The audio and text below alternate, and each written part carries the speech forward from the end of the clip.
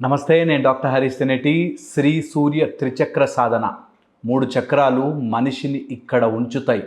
ఆ 3 చక్రాలు దాటితే మనకి మళ్ళీ జీవితంలోకి వచ్చేటప్పుడు మళ్ళీ లైఫ్కి రావాలి అనుకుంటే మన స్వేచ్ఛతో రాగలుగుతాం. కానీ ఎవరైతే ఈ 3 చక్రాలు మూలాధార, స్వాదిష్టాన, మణిపుర, వాటి అనుసంధానమైన మినీ చక్రాసు, చిన్న అనుసంధాన చక్రాలు చాలా ఉంటాయి, వాటి నాడీ శక్తులు చాలా ఉంటాయి. వాటిని ఎవరైతే అనుసంధానం చేసుకోలేరో వాళ్ళు మరలా జీవితంలోకి రావడం, కర్మ చెయ్యడం, ఆ కర్మని దాటలేక మళ్ళీ తిరగడం, ఇలా జరుగుతూ ఉంటుంది. ఎవరికైతే మూలాధారము, స్వాదిష్టాన, మణిపుర దాటి వెళ్ళిపోతారో, ఎనర్జీస్ ఎవరైతే దాటి పైకి వెళ్ళిపోతాయో వాళ్ళకి నెక్స్ట్ జన్మ వచ్చినా కర్మలు అంటుకోకుండా ఉంటాయి అంటారు. ఇప్పుడు కర్మ అవన్నీ అంటుకోవడం ఎందుకులే, కానీ ముందు మనం ఈ 3 చక్రాలని ఎలా సెట్ చేసుకోవాలి అనే దాని గురించి ఆలోచిస్తూ ఉండాలి. అది తర్వాత అవుతుందా లేదా అని పక్కన పెట్టి ముందు మూలాధారము, స్వాదిష్టానము, మణిపుర వీటిని చాలా ఫోకస్డ్గా మనము సాధన రూపంలో తెచ్చుకోవాలి. బయట స్పిరిచువల్గా విషయాలు చాలా మాట్లాడుకోవచ్చు, కానీ చేస్తే నాకేంటి అని చాలామంది అడుగుతుంటారు.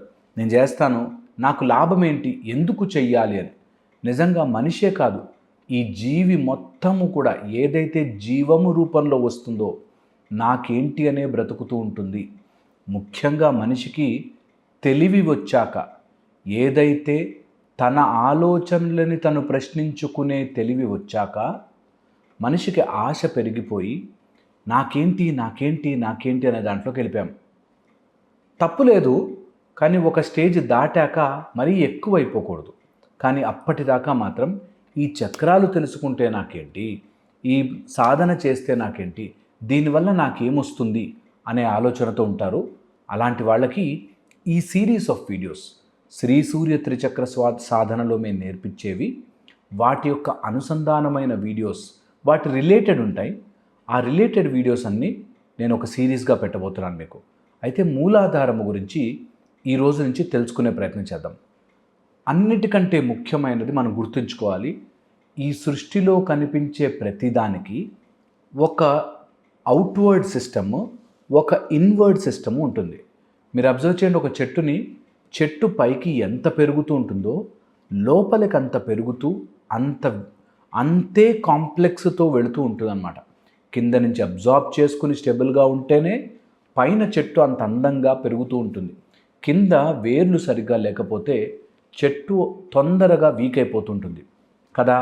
అలాగే ఈ సృష్టిలో ప్రతిదీ చూడండి, ఒక జంతువు చూసినా ఆ జంతువు యొక్క ఆధారము, ఓకే, దాని యొక్క బేసిస్, దాని లోపల నుంచి వస్తున్న ఫుడ్ అంతా కూడా మళ్ళీ ఈ సృష్టిలోంచి, భూమిలోంచి రావాల్సినవే ఉంటాయి. ఎలా తిరిగి చూసినా సరే, ఓకే, ఒకవేళ జంతువునే తిని బ్రతికే జీవులైనా కూడా ఆ జంతువులు తినడానికి కావాల్సిన మళ్ళీ చెట్లు పెరగాల్సింది కింద భూమిలోంచి, అండ్ భూమిలోంచి వచ్చే చెట్లను తిని ఆ జంతువులు పెరిగితే ఆ జంతువులను తిని ఇంకోటి పెరిగితే, సో ఎనర్జీ ఎక్కడ పోయినా మూలాధారము నుంచే వస్తోంది, ఆ బేసిస్ నుంచే వస్తోంది, ఆ కింద నుంచే వస్తోంది అన్నది గుర్తించాలి. నిజంగా మన లోపల కూడా కొన్ని వేల కోట్ల జీవరాశులు ఉంటాయి, మైక్రో ఆర్గానిజమ్స్ రూపంలో ఉంటాయి. అయితే ఎన్ని జరుగుతున్నా కూడా ఎప్పుడైతే మనం ఆలోచించే బ్రెయిన్ మనకు వచ్చిందో, అంటే నాకెందుకు ఇలాంటి ఆలోచన వచ్చింది అని ఆలోచించగలిగే బ్రెయిన్ మనిషికి మాత్రమే ఉంది. అందుకని మనం చేయాల్సింది ఏంటంటే, ఇలాంటి మూలాధారము ఏదైతే ద బేసిస్ ఫర్ ఎవ్రీథింగ్, ఈ సృష్టిలో ఉండే ప్రతిదానికి, ప్రతి జీవికి ఒక ఆధారభూతమైన చక్రం ఉంది. ఆ చక్రము మూలాధార చక్రము. ఏదైతే చెట్టుకి వేర్లు ఆధారంగా మారుతున్నాయో అలాగా మనలో కూడా ఒక ఆధారం ఉంది అన్నది ఇంపార్టెంట్. సో ఈ ఆధారాన్ని మూలాధారము అని చెప్తాం. నిజానికి స్వాధిష్టానము నుంచి, అంటే ఏదైతే ఐడెంటిటీ, ఏదైతే మనది అని అనుకుంటామో, మనము ఇక్కడ నిజము అంటాము, అది స్వాధిష్టానము. ఆ స్వాధిష్టానము నుంచి కిందకి ఫస్ట్ వచ్చే చక్రము మూలాధార చక్రము. కరెక్ట్గా స్పైనల్ కార్డ్ నుంచి ఇలా వేలు పట్టి కిందకి వెళితే ఆ కింద ఎండులో ఉంటుంది మూలాధార చక్రం యొక్క జోన్. మూలాధార చక్రము ఇలా చక్రము రూపంలో ఉండి 4 దడాలతో ఉండి ఒక బ్యూటిఫుల్ రెడ్ కలర్లో మెరుస్తూ ఉంటుంది. కోర్స్ క్లాస్లో ఇంకా డీటెయిల్డ్గా చెప్తాం మనం, కానీ ఇక్కడ అర్థం చేసుకోవడానికి ఈ మూలాధార చక్రం ఉంటుంది. అయితే ఏంటి దీనివల్ల, ఏంటి మూలాధార చక్రం ఉంటే ఏంటి అని, మనకి ఫిజికల్గా శరీరంలో కనిపించే nerves, vessels, blood vessels, arteries, veins ఇవన్నీ ఒక సెగ్మెంట్ అయితే, లింఫాటిక్ సిస్టమ్ ఇదంతా ఒక సెగ్మెంట్ అయితే, వీటన్నిటినీ కూడా నడిపించగలిగే ఒక శక్తి మన లోపల తిరుగుతూ ఉంటుంది. మీరు గమనించి చూడండి, ఎప్పుడైనా ఊపిరి ఇక్కడ దాకా తెలిసింది అని పిలుచుకుంటే తెలిసింది, కానీ దాన్ని దాటి ఎక్కడికి వెళ్తుంది, అది ఎందుకు నాకు తెలియట్లేదు, ఎలా మారిపోతుంది లోపలికి అనేదంతా కూడా లోపల ఒక ప్రాసెస్. అలాగే మనకి ఫిజికల్గా nerves, blood vessels, arteries, veins ఉన్నప్పటికీ వీటన్నిటినీ నడిపించే శక్తి ఏదైతే నడుస్తుంటుందో, that power body, that ethereal body, దాని లోపల ఉండే మెయిన్ స్విచ్ ఈ మూలాధారము. ఎప్పుడైతే ఈ ఎనర్జీ సిస్టమ్ పాడవుతుందో అప్పుడు ఫిజికల్ సిస్టంలో కూడా ఇబ్బంది వస్తుంది. ఎక్కడైతే వైరింగ్ అంతా బాగున్నా కూడా మనకి లోపల కరెంట్ ప్రాబ్లం ఉంటే ఎలా అయితే లైట్ రాదో, అలాగే మన లోపల మూలాధార చక్రం అనే ఒక నాడీ కాంగ్రిగేషన్, నాడులన్నీ కలిసి ఒక చోట ఒక స్ట్రాంగ్ ఫోర్స్గా తయారవుతుంది. ఆ ఫోర్స్ మనకి చక్రము రూపంలో కనిపిస్తుంది. ఇలాంటి చక్రము మన స్పైనల్ కార్డ్కి కింద ఉండే మూల ఆధారమైన చక్రము వీక్ అవుతూ ఉన్నవాడికి చాలా రకాల, అంటే లోపల ఎనర్జీ సిస్టమ్ వీక్ ఉంటే ఎన్నో రకాల ప్రాబ్లమ్స్ వస్తాయి. అయితే ఈరోజు నుంచి ఒక్కొక్కటిగా డీటెయిల్డ్గా మాట్లాడుకునే ప్రయత్నం చేద్దాం. అందులో ఫస్ట్ వచ్చేసి మూలాధారం అంటేనే ఫస్ట్ అండ్ ఫార్మోస్ట్ థింగ్ స్థిరత్వం, స్టెబిలిటీ.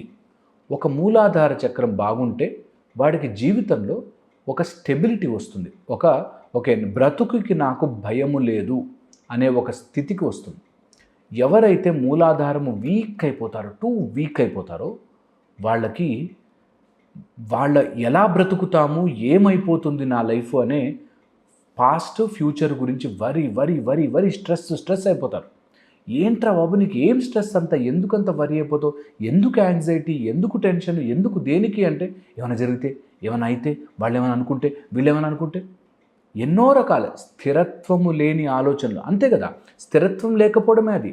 యాంగ్జైటీ అంటే ఏంటి, స్థిరంగా నేను బ్రతకనేమో, నేను అలా జరిగితే నా పరువు పోతుందేమో, ఇలా అయితే నా పరిస్థితి ఏంటి అనే ఒక స్థిరత్వము లేని జీవితము మూలాధారం వీక్గా ఉన్న వాళ్ళకి, ఆ చక్రము సరిగ్గా క్లెన్స్ లేని వాళ్ళకి జరుగుతూ ఉంటుంది.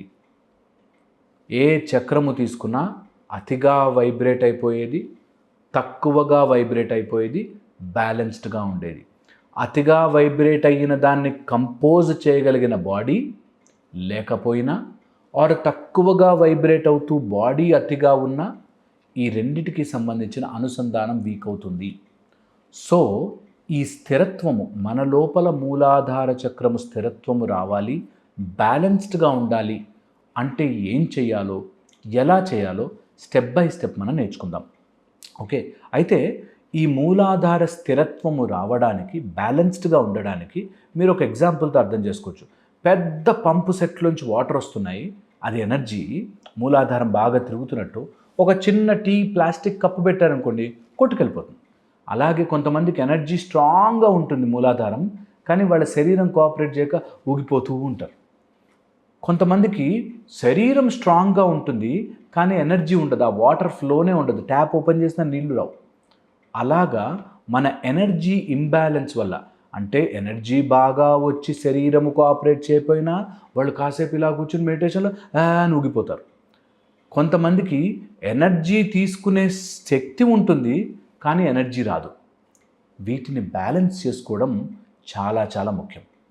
ఇలాంటివి నేను అప్కమింగ్ మన వీడియోస్లో శ్రీ సూర్య త్రిచక్ర సాధనకు అనుసంధానమైన కొన్ని ఇంపార్టెంట్ టిప్స్ చెప్తూ ఉంటాను. మీకు వీలుంటే వీడియో చూసి, వీలుంటే మీరు కంపల్సరీగా శ్రీ సూర్య త్రిచక్ర సాధన క్లాస్కి జాయిన్ అవ్వండి. మళ్ళీ ఇంకో వీడియోలో కలుస్తాను. Thank you so much.